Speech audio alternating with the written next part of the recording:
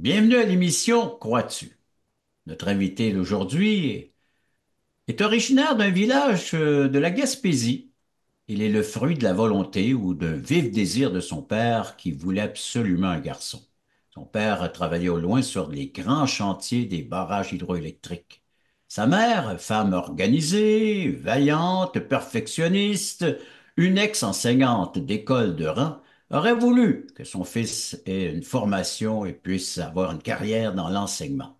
Mais entrave à son rêve, le garçon n'est pas sociable. La jeune vie, alors cette jeune vie de ce jeune garçon jusqu'à 20 ans sera une errance entre l'attraction de l'occulte et l'appel insaisissable de Dieu. On veut en savoir plus, hein? Allons rencontrer notre invité d'aujourd'hui, Monsieur Gilles Bernier.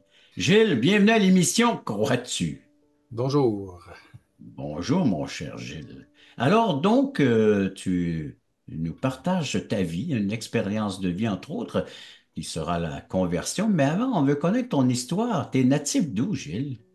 Je suis natif de Léméchin en Gaspésie. C'est un village à environ une demi-heure de route de Matane en allant en direction de Gaspé. Fait que c'était un village où il y avait un peu de pêche, travailleurs forestiers, un moulin à bois dans le temps, puis Mhm. aussi chantier maritime connu, assez connu dans le coin. Ouais. Alors, c'est là que tu as vu le jour. Oui, j'ai vu le jour au froid assez quand même, la Gaspésie. C'est Oui, côté oui, nord, les étés sont plus courts un peu qu'à Québec. oui.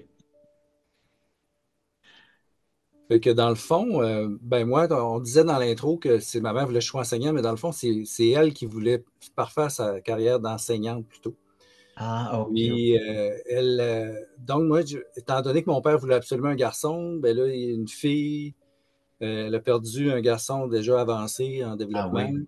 Après ça, elle a eu une couple de fausses couches, une autre fille. En tout cas, il y a eu une couple de fausses couches, puis ça s'est étiré. Fait que moi, j'étais Mhm. un peu comme si on veut, l'entrave à la carrière, là. Dans le fond, OK.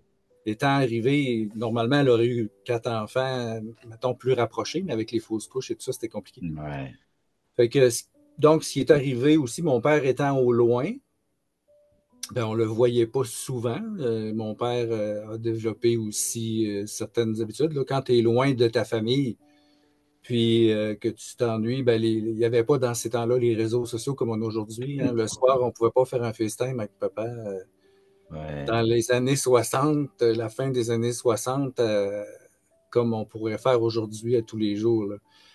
Fait que c'était quand même une vie une famille assez isolée, là. On vivait dans une rue un peu à l'écart, puis j'avais un seul ami dans la rue. Fait que de ce côté-là, ça, pas beaucoup d'occasions de socialiser avant l'âge scolaire.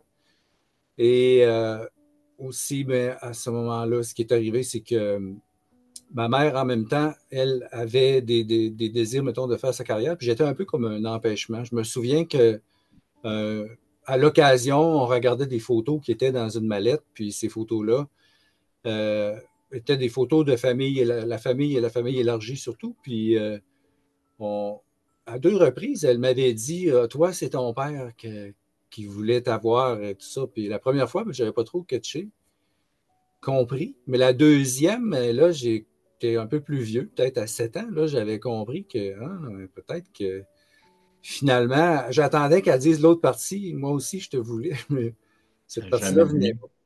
Fait que Mhm. ça a été, disons, assez strict et assez sévère là, comme jeunesse, là, surtout avant l'âge scolaire. Et c'est seulement à partir de l'âge scolaire que là, j'ai pu commencer un peu plus à avoir des amis, mais c'était toujours difficile parce que les premières années où tu te développes, là, 2 ans, 3 ans, 5 ans, c'est là que tu apprends les liens, à développer des relations, là. Puis Mhm. moi, j'avais de la difficulté à entrer en relation avec les autres. Je pouvais être dans une foule, mais être seul dans une foule. Je ne sais pas si vous Oui, comprenez ce que je veux oui, dire. oui, oui. Seul dans C'est la ça, foule. oui. Sans entrer en Euh, contact avec les autres. ouais, c'est ça. Fait que j'avais quand même un bon ami, puis un peu plus tard, de bons amis. Et à l'école, je réussissais bien quand même, même qu'à un moment donné, je me souviens qu'en français, je performais bien, puis on m'avait, à l'âge de peut-être 8 ans ou 9 ans, je vais lire devant l'église, la grosse église, là, Ah oui. devant tout le monde, aller lire un passage biblique. Je me souviens que ma mère était stressée, je la voyais elle était stressée. J'ai une de mes tantes qui était là, qui elle avait le gros sourire, et puis tout ça, c'est pour dire un peu la différence des personnalités.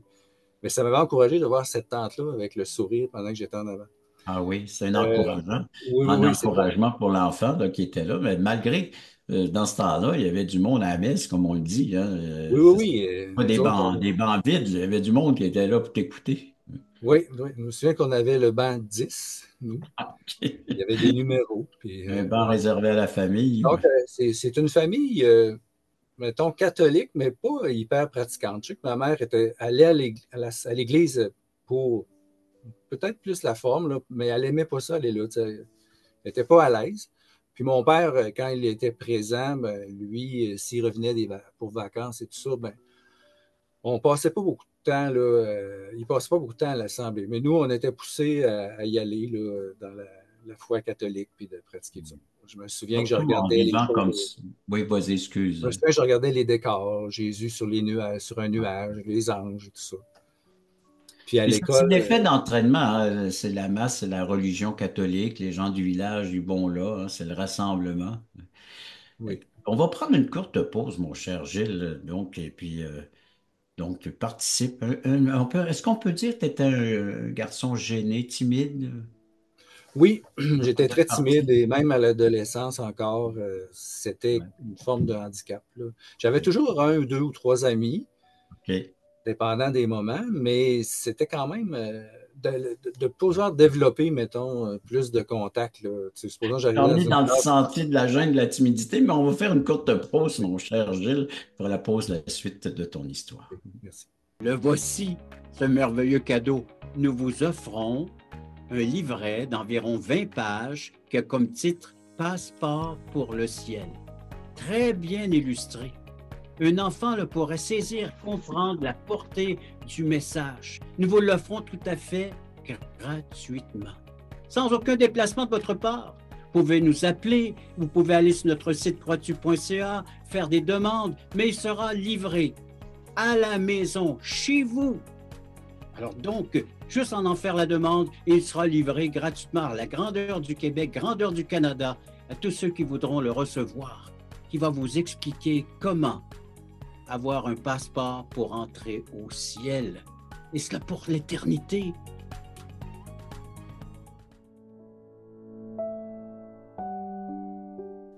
Gilles, donc un garçon timide, peu sociable, mais qui prend courage et puis qui participe à la messe. Ben, jeune, j'ai toujours été attiré par le Seigneur. Aussitôt que j'en ai entendu parler, il y avait un livre chez nous, je sais pas d'où ça venait, ça s'appelait L'Histoire sainte illustrée. D'un côté, tu avais une toile ou une peinture là, d'une scène biblique, d'un personnage biblique. De l'autre côté, tu avais le récit sur une page. Puis moi, j'étais passionné de lire ces histoires-là, de David, du déluge, Ouais. en tout cas de tout ce qui se passait, là, Daniel dans la fosse aux lions et tout ça. Et quand je pouvais poser des questions à ma mère sur le sujet aussi, je lui en posais. Mais donc, au début, elle parlait plus, mais à un moment donné, je trouvais peut-être que j'allais trop loin là-dedans. Je me souviens qu'à l'école, on nous a demandé de faire un dessin au début, là, peut-être en première année. J'avais dessiné Jésus sur un nuage, puis l'enseignante avait dit, c'est quoi ça? Ben, j'ai dit, c'est Jésus sur un nuage.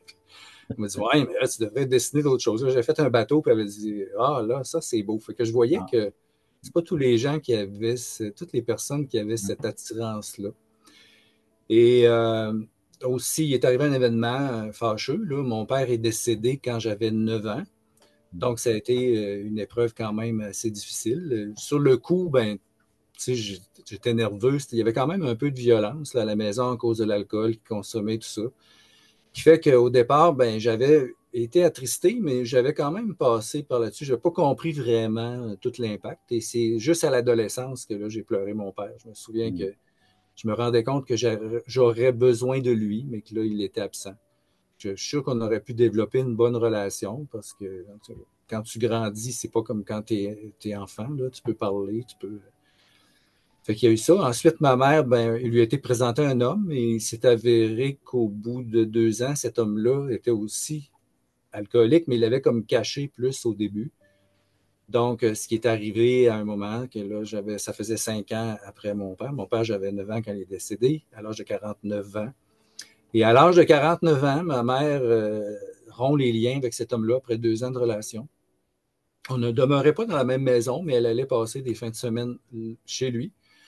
Puis, il l'a réinvité chez lui en présence de quelqu'un de la famille qui serait là parce qu'il ne voulait pas être seul. Il lui prétextait que les enfants voulaient l'avoir. Lui, il avait 5 enfants, de l'âge adulte jusqu'à 5 ans, entre 5 ans et 18 ans environ. C'était une belle famille et qu'on s'entendait bien, là, une bonne relation. Et à ce moment-là, ce qui est arrivé, c'est qu'il a attiré à l'écart, disant, je veux te montrer quelque chose. Puis à ce moment-là, il a fermé la porte. On n'a rien vu, mais il y a le témoin, il a entendu des paroles. Puis il y a un coup de feu qui est parti. Ma mère est décédée. Il y a un autre coup de feu qui est parti. Il s'est enlevé la vie suite à ça. Donc, on ne sait pas exactement comment ça s'est déroulé, mais toujours est-il que ça a été un événement majeur. Là. C'était le genre d'événement qui arrive que tu as l'impression de vieillir de 3 ans en Oui. une journée. Là, ouais, c'est ça, en une seule journée.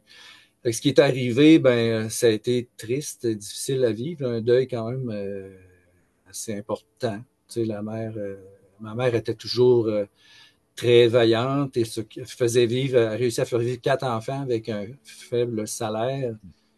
Elle était bonne administratrice et je lui rends grâce pour ça. Je la remercie pour ça, en tout cas. Et, ce qui est arrivé en la suite, ben, je suis à la famille d'accueil, je devais choisir où j'allais aller. Là. À 14 ans, tu peux dire un peu ce que tu préfères, mais je ne voulais pas retourner dans mon village. Donc, à ce moment-là, ce qui est arrivé, c'est que je suis allé chez. J'avais différentes options. J'ai choisi d'aller chez ma sœur aînée parce que c'était la stabilité. Un mariage proche ou récent, je ne me souviens pas exactement. Puis aussi, c'était proche, ça me permettait de rester dans mon environnement, là, plus proche des amis. En tout cas, au moins, je pourrais me rendre en vélo. Là. Fait que dans ces âges-là, ben, c'était le vélo l'été, puis la motoneige l'hiver pour aller voir les amis. C'était spécial un peu. Euh, aussi, ben, j'ai eu, donc, vers l'âge de 17 ans, je me souviens d'avoir lu le Nouveau Testament. Je devais garder une de mes nièces, là, faire du babysitting un soir pour une de mes nièces. Puis, il y avait un Nouveau Testament ou une Bible dans la bibliothèque. Puis là, j'avais ouvert ça, j'avais commencé à lire. Peut-être pendant 1 heure, j'avais parcouru. Tu sais, Jésus guérit un aveugle, Jésus chasse un démon, Jésus. Mais finalement, je n'avais pas compris à ce moment-là parce que je m'étais dit, c'est dommage que je n'ai pas connu Jésus. J'aurais aimé ça vivre dans ce temps-là. Oui, dans la période où est-ce que tu lisais justement ce récit-là dans la Bible ou dans les Ouais, évangiles. c'est Fait ça. que, Je dis, j'aurais aimé le connaître, mais il y a un petit bout qui me manquait. Ensuite, je me souviens qu'au secondaire, il y avait dans la classe de religion, vers le secondaire 4, je crois, ou 3, il y avait des Nouveaux Testaments tout fraîchement reliés, réparés, là, reliés à neuf dans une étagère. Puis moi, j'aurais aimé lire la parole, mais cette parole-là n'était pas accessible. Tu sais, on ne nous en parlait jamais. Puis j'avais même passé proche de voler un Nouveau Testament jusqu'à temps que j'entends la parole qui dit Tu ne voleras point. Fait que j'ai pas osé. Je dis quel affront de voler quelque chose comme ça. Fait que dans le fond, à ce moment-là, moi, j'ai commencé à consommer des drogues un peu après. J'ai renoué avec un ami qu'on s'était moins vu. Là, chacun, on avait un permis de conduire. J'avais 17 ans, 17 à 18 ans. Puis on a commencé à consommer des drogues ensemble, à explorer les drogues, comme hashish, cannabis et d'autres choses. Là. Il y a même, c'est arrivé, je me souviens comme une anecdote, une fois, on voulait essayer quelque chose, puis il n'y avait pas de dealer sur place pour ça. Puis il dit, je connais quelqu'un qui a une collection de drogue. C'est pour vous dire comment c'était mm, un peu imbécile. Là. Mais après un temps, j'ai trouvé que c'était dangereux parce qu'il y avait une fois une consommation que j'ai trop aimée. Puis là, je me suis dit, non, ça, c'est pas correct. mm. Là, je voyais que, comme on nous disait, on arrivait vers. Je m'en allais, moi, vers quelque chose qui ne m'amenait pas du bonheur, mais plus de l'anxiété, des pensées noires, des pensées sombres à ce moment-là. Donc, c'est Gilles, là. regarde, on va prendre une pause à ce moment-ci de ton témoignage. Oui, Alors, vu que parfait. c'est ça. Donc, expérience en expérience, tu essaies de trouver le bonheur, mais c'est plutôt sombre, côté sombre de ta vie que tu es en train de nous partager. Moi, je suis impressionné de voir le contexte dans lequel Dieu se fait connaître, se révèle, parce qu'il y avait toujours cet intérêt-là chez toi de découvrir le message de l'Évangile. Après la pause, on va en entendre un peu plus concernant cette découverte de l'Évangile. Vous rappelez-vous du temps où vous étiez dans ce monde totalement perdu, quand Dieu vous cherchait? Vous souvenez-vous de la joie ressentie au moment où vous êtes passé de l'ombre à la lumière, quand votre raison de vivre par l'amour de Dieu est devenue claire? Allons, levons les yeux, montons sur la montagne pour conquérir. À la gloire de Dieu et au salut des âmes perdues, il est temps de célébrer notre foi.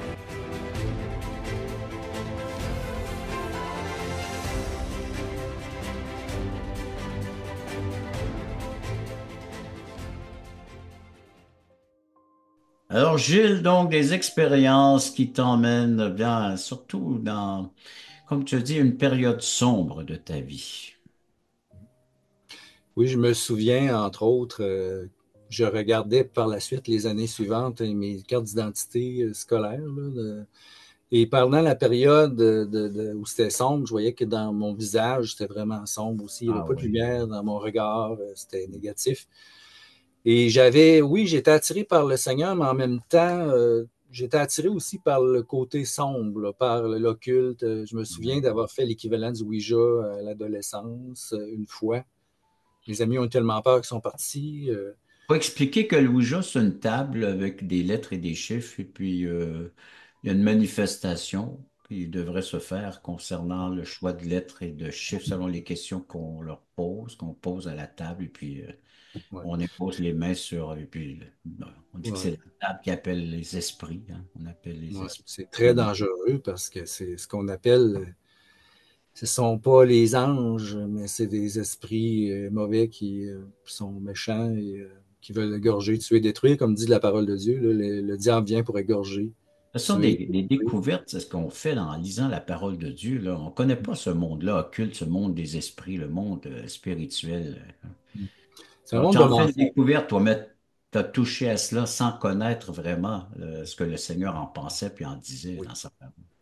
Fait que dans le fond, ce qui est arrivé avec la consommation des drogues, ma spiritualité a migré en l'espace de peut-être un an, de quelqu'un qui était ouvert à quelqu'un qui est devenu vraiment anti-religieux et même très fermé à Dieu. Hmm.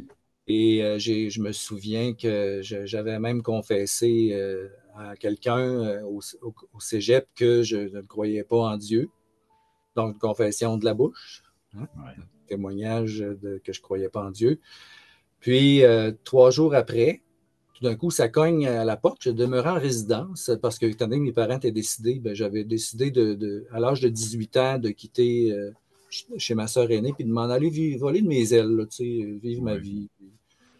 Être proche de l'école aussi pour éviter les voyagements, les pertes de temps, tout ça. Là, tu te retrouves où? À quel endroit, ça? Ben, je me retrouve à Matane, au OK. cégep de Matane. J'étudie en aménagement du territoire à ce moment-là, après un an de sciences pures. Fait que ce qui arrive, c'est que là, tout d'un coup, ça cogne à la porte un soir, puis qui est à la porte? C'est une connaissance d'enfance. On peut dire un ami, mais en tout cas quelqu'un que je connaissais pas tant, mais qui était dans le voisinage de chez nous. Puis après 2 minutes, ben, on se parle, il fréquentait le cégep aussi, on se parlait à la cafétéria, des fois on riait le soir, là, tu sais, quand on mangeait ensemble, on disait des conneries, puis on avait du fun, mais là, tout d'un coup, il me dit, Gilles, il dit, est-ce que tu crois en Jésus? Fait que là, moi, je venais de confesser 3 jours avant que je ne croyais pas en Dieu, puis j'avais la haine contre Dieu. Là, je lui dis, moi, je vais te dire, franchement, la religion ne m'a jamais rien apporté. Puis là, c'est là qu'il me dit, non, je ne parle pas d'une religion, mais d'une relation. Puis ça l'a amené des conversations qui ont, on peut dire, quasi hebdomadaires, là, qu'on Ah on oui. argumentait, on parlait.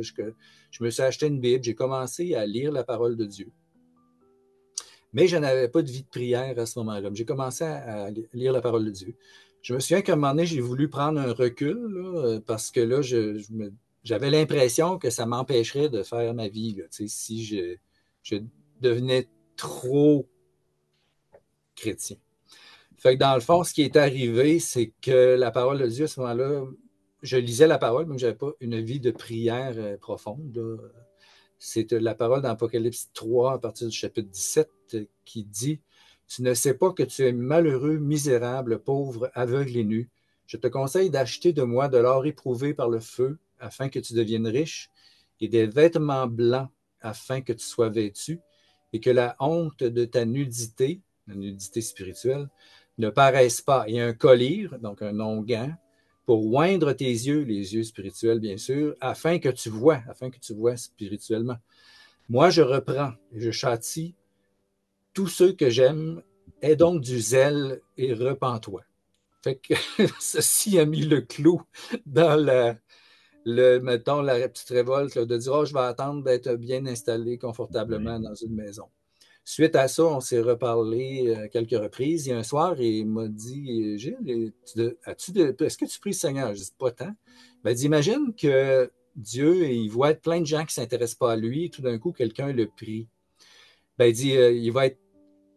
N'imagines-tu pas qu'il va être heureux de voir quelqu'un qui prend du temps pour le prier? Puis ce soir-là, je me suis mis à genoux au pied de mon lit, j'ai prié le Seigneur, puis je me suis retrouvé sans m'en rendre trop compte, un peu dans une forme d'adoration. J'ai ressenti comme une présence, c'est comme une paix. Puis je me suis retiré dans le lit, j'ai dormi, puis la nuit, le Seigneur l'Esprit m'a donné un rêve et je me voyais en train de pécher. Et j'étais témoin de mon propre péché comme extérieur à moi-même, comme un témoin qui regarde. Et en moi, Dieu a mis les sentiments qui étaient dans son cœur. Et c'était un immense amour et une tristesse d'un père blessé par quelqu'un qui se détruit, qui se fait du mal à lui-même.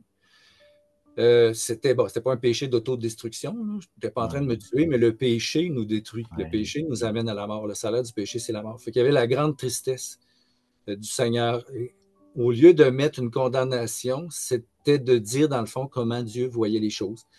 Et le matin, quand je me suis réveillé, là, j'ai confessé au Seigneur, je lui ai rendu grâce pour ça, de m'avoir parlé.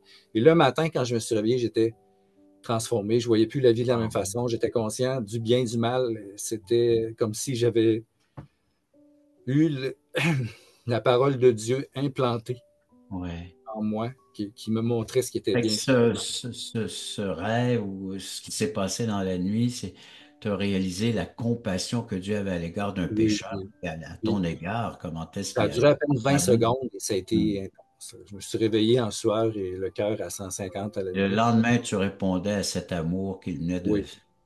Je savais que ma vie ne serait plus jamais la même si je m'en allais à l'autre bout du monde. C'était clair.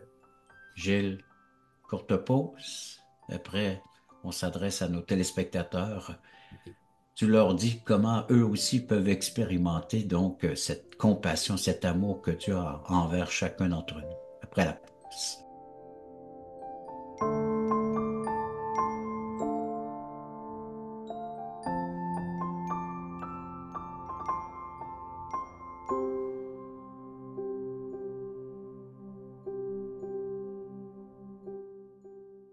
Le samedi 11h30, Crois-tu vous invite à regarder les témoignages vivants et percutants qui nous ramènent à l'essentiel. Nos invités vous dévoileront comment le Seigneur est entré dans leur vie.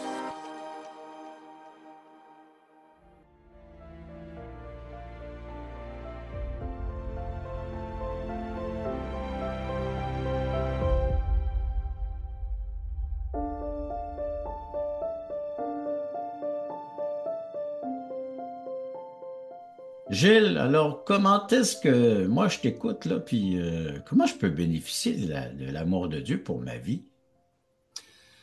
Ben, je dirais, premièrement, quel est le jour le plus important? C'est quoi le jour le plus important? Le jour le plus important, c'est aujourd'hui. Okay. Aujourd'hui, parce qu'on ne sait pas ce qu'une journée peut engendrer. Beaucoup de gens vont se dire ah, quand je serai à la fin de ma vie, quand je serai sur mon lit de mort, dans la dernière heure ou les dernières minutes, ben, j'inviterai le Seigneur ou j'enverrai promener selon le cas. Donc c'est maintenant, c'est aujourd'hui. C'est maintenant, c'est aujourd'hui. Puis, c'est de réaliser qu'on ne peut rien faire pour mériter ce salut-là. Non, je ne Que peux pas c'est par la grâce gagner. que nous sommes Ouais. sauvés par le moyen de la foi. Cela ne vient pas de vous. Ce n'est point par les œuvres, afin que personne ne se glorifie, comme on voit dans Éphésiens. Parce que si on pouvait se glorifier, ben, que feraient ceux qui naissent abandonnés dans une rue de New York? Ou qu'est-ce qu'il y aurait à donner à Dieu, eux, Ceux qui ont qui appris n'auraient le pas mal eu dès capacité de faire des œuvres même. Non. Alors Oui, ça, tu puis viens de nos dire œuvres sont. Éphésiens chapitre 2, verset 8. Oui. La parole nous dit que nos œuvres sont souillées. Souvent, on a des avantages où on peut vouloir bien paraître. Tout ça, on sait que les pharisiens priaient des longues prières Oui. dans les places publiques. Mais Dieu regarde au cœur, il regarde ce qui est caché. Il dit de ne rien juger avant le temps, parce qu'il y a des mauvaises œuvres qui vont être révélées, puis des bonnes œuvres qui vont être révélées aussi, qui sont cachées. Fait que dans le fond, c'est de ne pas remettre à demain, que Jésus est là, il frappe à la porte, il dit, voici, je me tiens à la porte et je frappe. Si quelqu'un entend ma voix, il ouvre la porte, j'entrerai chez lui, je souperai avec lui. Et lui avec quoi? Lui avec moi. Souper avec lui, ben, c'est la relation. Hmm. C'est partir de la rébellion, on lève le drapeau blanc, puis c'est la relation avec Jésus. Il nous donne son esprit, Dieu donne ce qu'il leur donne, hein, comme dit une expression. Donc, si Dieu nous demande quelque chose, si Jésus nous demande quelque chose, il va nous donner aussi la grâce qui va avec, il va nous protéger pour voir à nos besoins. Je me souviens que je n'avais pas besoin de demander, les choses arrivaient, que là, je me réalisais que les choses arrivaient juste dans le bon temps. Aujourd'hui, ben, quand on devient plus mature, Oui. le Seigneur nous montre l'importance Là, aussi. Il veut Gilles, nous tu nous garder. résumes que c'est une question de foi. Et Oui. puis, ceux qui veulent en savoir davantage, mon cher Gilles, je les invite à venir nous rencontrer à croix-tu.ca, tout simplement, ou en composant le numéro de téléphone qui se trouve à l'écran présentement. Il y a des gens qui seront là pour répondre aux questions, entendre vos commentaires. Les études bibliques à 19 heures les mardis, ça c'est au Québec, 20 heures Nouveau-Brunswick. Le samedi à 9h30, il y a des témoignages comme celui que vous écoutez présentement, que vous entendez de la part de Gilles. Puis de la littérature, Passeport pour le ciel et bien d'autres choses à faire tout à fait gratuitement. Gilles, je te remercie d'avoir participé à l'émission Ça Croix-tu. m'a fait grand plaisir. Et merci à nos téléspectateurs d'avoir été à l'écoute de cette autre émission. Crois-tu?